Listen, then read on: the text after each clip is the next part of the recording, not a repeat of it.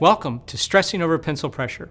In this activity, you're going to explore the concepts of force, pressure, and compression stress as you feel the difference between the pressure of each end of a pencil as you push it between your palms.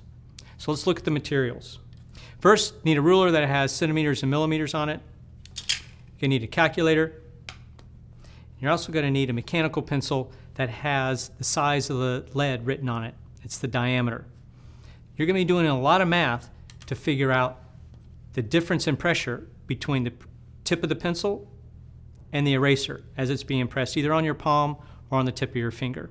Couple safety tips. When pressing the lead on your finger, do it gently and only press on your own finger or own palm. All right? Have fun.